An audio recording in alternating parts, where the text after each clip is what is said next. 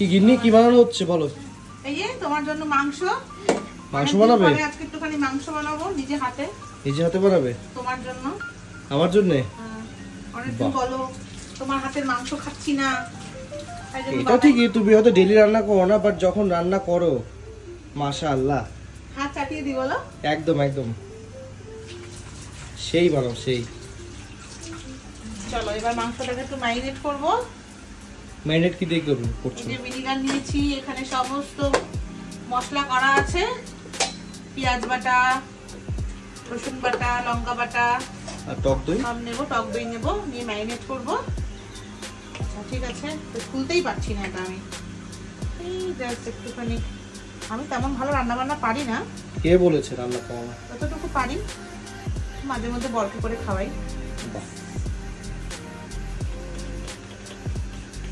টক দই মিলাবো এটার মধ্যে। টক দই নিয়ে এসছে আমুলের, আর অল্প একটু মিলাবো, ম্যারিনেট করবো 1 ঘন্টা, তারপর রান্না করবো। এবার কি ম্যারিনেট করছো দই দিয়ে? একটু দই নিচ্ছি, এটা দিয়ে ভালো করে দই দিয়ে মাখাবো। তারপরে এখানে আরো সবকিছু দিব। বেসিক্যালি তো মাই সবসময় রান্না বান্না করে, আমি তো রান্না করি না। তো মাঝে মধ্যে যখন শখ হয় ঢুকি রান্নায়। আমি খুব বেশি এক্সপার্ট নই, তো যাই হোক করে করে খাইয়ে দিতে পারবো। মা যদি কোনো সময় অ্যাবসেন্ট থাকে, কোথাও বাইরে যায়। আজকে তো শখ হয়েছে মাংস করার, চিকেন করছি। চিকেনটাকে ম্যারিনেট করে নিয়েছি, এখানে অনেক কিছু দিয়েছি, দই, সরষের তেল, নুন দিইনি, নুন দিলে জল ছাড়ে প্রচণ্ড। তাছাড়া বাদবাকি মশলা টশলা সব কিছু দিয়ে একবারে মাখিয়ে রেখে দিলাম। এবার 1-1.5 ঘন্টা রেখে দেবো, তারপরে গিয়ে আমি রান্না করবো। দেখি রান্না করার সময় তোমাদেরকে দেখাবো, আর কেমন হলো খেতে সেটা তো বর খেয়ে বলবে। মাংসের মধ্যে একটু বেরেস্তা দিলে নবাব খেতে খুব পছন্দ করে, তাই আমি আগে একটুখানি পেঁয়াজ ভেজে রেখে দিয়েছি এখানে।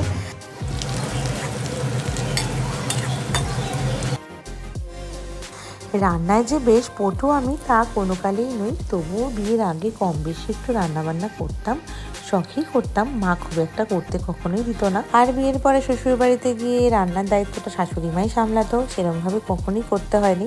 তো রান্নাটা খুব একটা শিখিনি, তবে কম বেশি করে খাইয়ে দিতে পারি, মানে বর পছন্দ করে।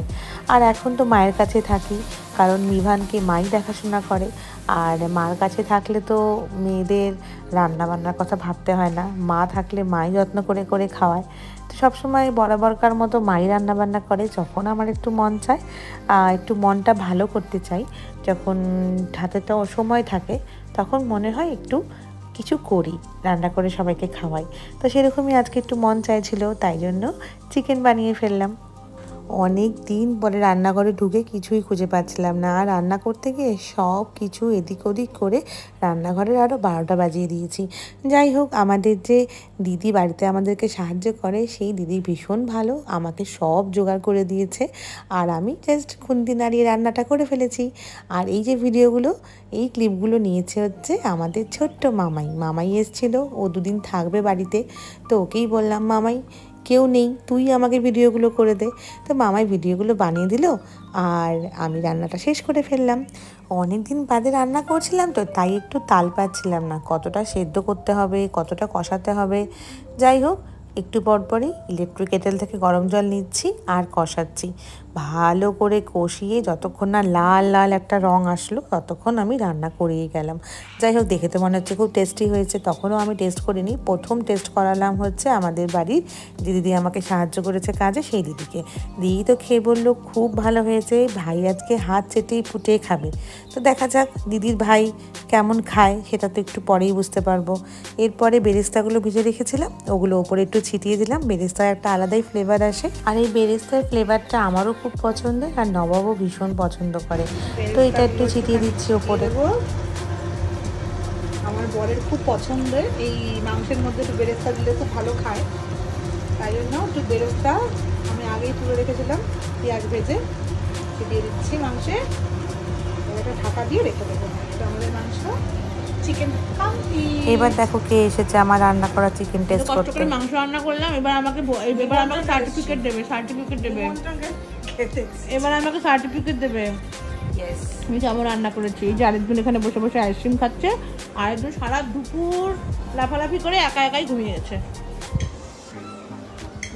বাকি দেখতে ঘুমিয়ে পড়েছে। এই যে মাংস, পোলাও, এই যে বোন, ভাই, অতিদেব খাচ্ছে, এখন পোলাওটা খাচ্ছে, এখন মাংসটা খেয়ে বলবে কেমন হয়েছে। সার্টিফিকেট দিবে এখন খেয়ে আমাকে। কেমন হয়েছে বল? খুব ভালো হয়েছে, দারুণ।